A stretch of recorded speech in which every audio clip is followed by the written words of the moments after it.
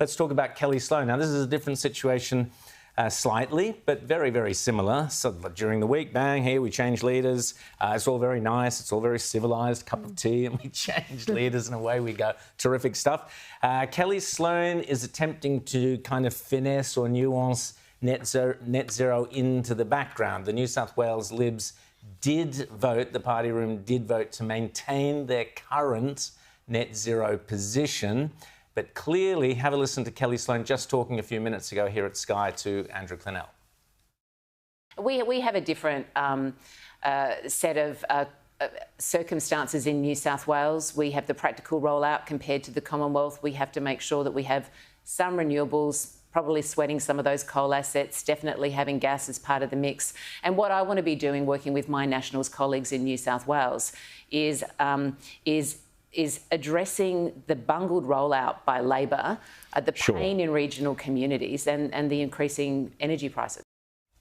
So I'll be talking later in the show about how I think Susan Lee and the Liberal leaders should be addressing the whole issue of emissions, seeing particularly at the federal level where they have said no to net zero quite rightly, but they're still stranded with this Paris Agreement nonsense. But Caroline, tell us, Kellie Sloane there, is that convincing? She's not abandoning net zero, but she's trying to kind of say, well, we're looking after costs. She's trying to do both things at once. Well, is it successful? No, I think she needs to land on a firm policy position on this, and I hope that she comes out the way the Federal Party has come out and is against net zero. But she's been in the position for 5 minutes. She's been there for 2 days. Susan Lee how long was she there for before they came up with... Give her a chance. Like, she is from the moderate faction. I like Kellie Sloane on a personal level. She is my local member. For which she's been criticised for, you know, the member for Vaucluse. She's been criticised for being your local member. I know, those snowflakes, you know, there you go. The member for Vaucluse, which I think is really unfair because I do think that she comes from a public education background. She talked about that. She's worked in lots of different industries. She hasn't always just been a career politician.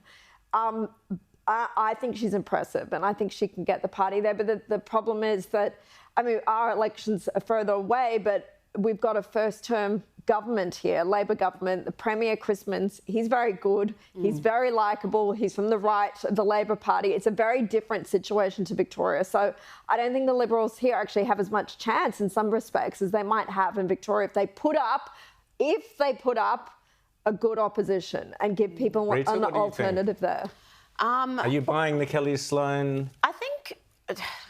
I don't know the lay of the land as well as Caroline and yourself, given your locals, but to me, she's more impressive than her predecessor. I think she will be a better communicator. Now you're setting the bar very, very low. I got to tell you. Well, we're talking about state Lib parties. I mean, the expectations are low, and somehow they still manage not to meet them most of the time. I think she could. I mean, I think the whole her seat, whether that works against her, is very fascinating because I think again that's a very Sydney thing that you've got this super affluent area that most people could not imagine ever affording to live there, and if that's the local member, you know, how well does she really understand the struggles of people in the outer west? Having said that, there are a lot of, I mean, there's still public housing in the area. There are still people who aren't, I take your point, it is the richest area in Australia, but it is also has a whole wide demographic of people there. I think the name recognition will really help her because most people would struggle, even in Sydney, if you ask the person on the street, they're not politically engaged like our viewers would struggle to identify who Mark Speakman is, but they would know who Kellie Sloane is, and that does really help. It does, and I think she's a warmer, more likeable character than, say, Jess Wilson, and again, that could be Jess's inexperience, but she does come across as very robotic, and, you know, her background isn't exactly terribly rich, full of experience. You know, she's worked as a staffer. She was part of an industry body, and you know, she's now leading the opposition. So, I think Kellie Sloane, if I were a betting woman, which I'm not, I would be backing her to perform better. But obviously she's got the enormous hurdle of having a first-term Labor government led by someone who is enormously popular and a very good politician. You know, again, people who are not all that politically engaged would look at Minns and just say, he seems like a good bloke. Yeah. He's someone I could have a beer with. And that is invaluable in politics. And to be honest, he is a good bloke. It is hard to fault him on a lot of things. She's lovely. He's lovely. It's going to be. Can you send one of them to Victoria? Either one. Just send one of them to Victoria because both of ours. This is all too lovey-dovey for me. I know I'm sorry. it is. Sorry, Rowan.